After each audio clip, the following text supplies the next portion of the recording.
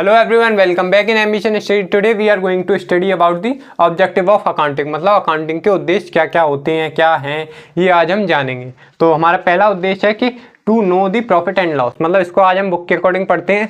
तो पहला है हमारा to know the profit and loss. The main objective of accounting is to determine the profit and loss. मतलब accounting का main objective होता है कि हम प्रॉफिट और लॉस को पहचान सके at the end of the financial year. मतलब फाइनेंशियल ईयर वो एक साल बिताने के बाद हमें पता चलता है कि हमारा बिजनेस लॉस में है या प्रॉफिट में।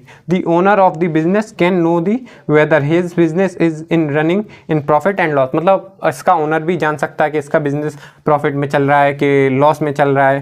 The reason of profit and loss also can determine. मतलब इसका रीजन भी हम पता कर सकते हैं कि हमारा बिजनेस प्रॉफिट में है तो क्यों है और लॉस में है तो क्यों है।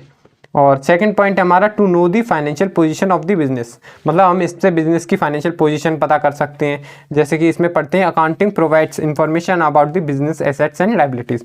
मतलब अकाउंटिंग हमें इंफॉर्मेशन प्रोवाइड करता है कि हमारे बिजनेस के पास कितने एसेट्स हैं, कितनी लायबिलिटीज़ हैं। The information of assets and liabilities is non from the balance sheet. मतलब इंफॉर्मेशन होती है जो कि एसेट्स कितनी है, लायबिलिटीज़ कितनी है, ये हमें कहाँ से पता चलती है, ये हमें बैलेंस शीट बनाने के बाद पता चलती है। जब हम बैलेंस शीट बनाते हैं तो उसमें हम सेपरेट करते हैं लायबिलिटीज़ और एसेट्स को, जिससे हमें पता चलता है कि हमारे पास कितनी एसेट्स हैं और कितनी लायबिलिटीज़ हैं ऑर्गेनाइजेशन के पास।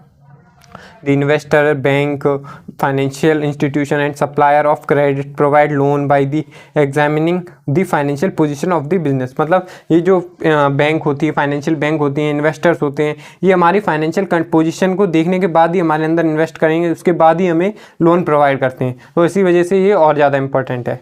तीसरा पॉइंट है हमारा प्रॉपर रिकॉर्डिंग ऑफ ट्रांजैक्शन। मतलब ट्रांजैक्शंस की प्रॉपर तरीके से रिकॉर्डिंग होना। इसको बुक के अकॉर्डिंग है another objective of accounting is to record transaction of a specific accounting period. मतलब अनदर ऑब्जेक्टिव, मतलब इसका एक और ऑब्जेक्टिव ये है कि हम अकाउंटिंग के ट्रांजैक्शंस को, जो भी फाइनेंशियल ट्रांजैक्शन है उसको सही तरीके से रिकॉर्ड कर सकें in book organized in systematic way. मतलब इसको सिस्टमेटिक वे में लिख सकें, यही हमारा तीसरा ऑब्जेक्टिव है। चौथा ऑब्जेक्टिव है मीटिंग स्टेट्यूटरी रिक्वायरमेंट्स। मतलब स्टेट्यूटरी रिक्वायरमेंट्स को पूरा करना। Company registered under companies act. मतलब कंपनी हमेशा कंपनी एक्ट के अंदर लिखी वो अंडर होती है, ये आपको पता ही होगा। कंपनी रजिस्टर मतलब रजिस्टर होती है कंपनी एक्ट के अंदर। And for register partnership maintenance of account is compulsory. और पार्टनरशिप करने के लिए हमें मेंटेनिंग ऑफ अकाउंट बहुत ज़्यादा ज़रूरी है। एज़ पर लॉ के अकॉर्डिंग इसको मेंटेन करना बहुत ज़्यादा ज़रूरी है। Organization are also required to compulsorily maintain the account for the purpose of taxation. अब इसको अकाउंट को मेंटेन करना टैक्सेशन के लिए बहुत ज़्यादा ज़रूरी है, क्योंकि अकाउंट हमारा मेंटेन होगा तभी हमें पता चलेगा कितना टैक्स हमें पे करना है, कितना टैक्स नहीं पे करना है। ये चीज़ें हमें इससे ही पता चलती हैं।